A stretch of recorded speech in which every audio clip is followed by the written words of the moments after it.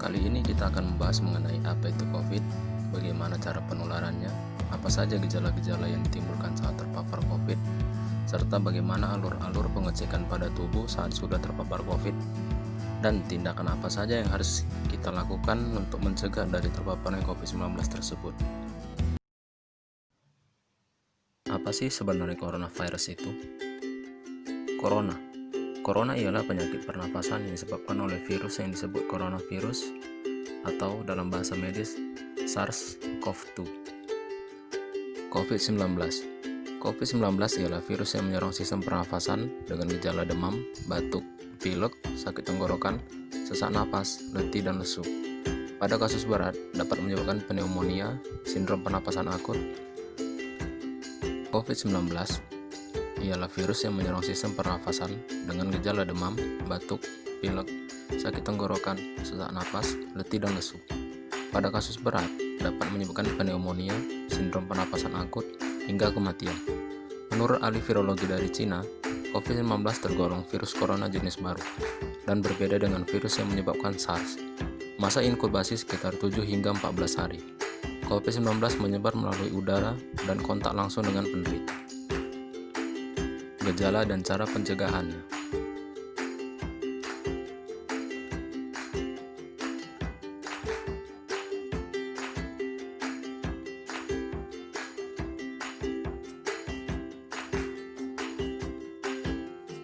Penularannya dapat berasal dari udara dari orang yang batuk atau bersin, kontak dengan hewan, kontak secara langsung dengan orang di sekitar Anda, dan kontak dengan benda yang sudah terkontaminasi dengan orang lain. Gejala-gejalanya seperti yang sudah disampaikan di awal, demam, sakit kepala, sakit tenggorokan, kelelahan, pilek, batuk kering.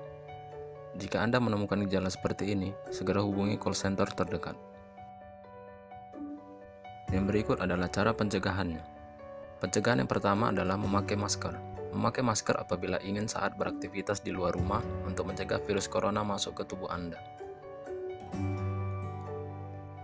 Dan gunakanlah masker dengan cara yang benar. Tindakan pencegahan yang kedua ialah rajin mencuci tangan. Rutinlah mencuci tangan Anda dengan sabun dan air mengalir selama minimal 20 detik. Pastikan Anda membersihkan seluruh tangan, termasuk bagian jari, sela-sela jari Anda, dan juga ujung dari kuku Anda. Jika tidak ada sabun dan air mengalir, Anda dapat menggunakan hand sanitizer atau cairan yang mengandung alkohol. Tindakan pencegahan yang ketiga ialah physical distancing atau jaga jarak. WHO atau Badan Kesehatan Dunia telah resmi mengubah frasa social distancing menjadi physical distancing. Disarankan jika Anda berada di kerumunan untuk menjaga jarak setidaknya sekitar 1 meter hingga 1,5 meter dari orang di sekitar Anda. Pencegahan yang dapat dilakukan yang keempat ialah hindari memegang bagian wajah. Tangan umumnya menyentuh banyak permukaan yang mungkin terdapat virus. Setelah virus tersebut menempel pada tangan, maka tangan pun bisa memindahkan virus ke bagian mata, hidung, atau mulut ketika Anda menyentuhnya.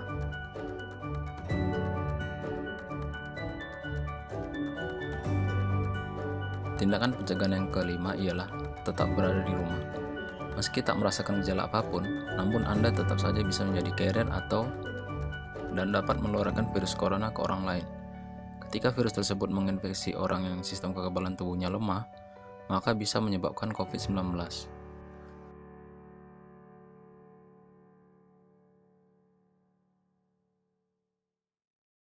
Tindakan pencegahan yang keenam ialah mengkonsumsi makanan bergizi.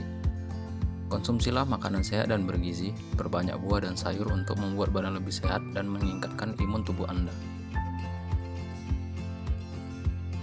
Tindakan pencegahan yang keenam ialah work from home atau kerja dari rumah. Work from home adalah konsep di mana karyawan dapat melakukan pekerjaannya dari rumah atau bekerja dari rumah.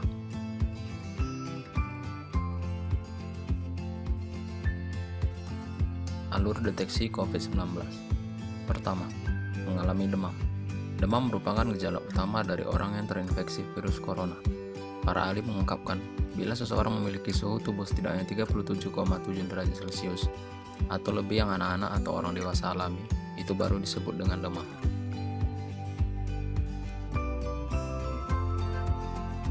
Kedua, muncul gejala batuk dan gangguan pernafasan. Jika demam tidak kunjung membaik setelah 7 hari, periksakan pula diri Anda jika demam diperparah dengan keluhan lain seperti batuk, pilek, nyeri tenggorokan, ataupun gangguan pernafasan. Ketiga, diketahui memiliki riwayat kontak dengan pasien positif COVID-19.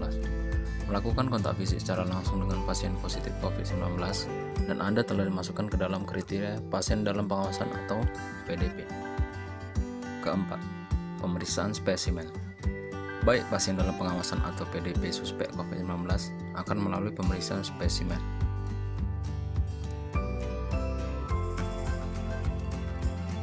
Kelima, hasil tes.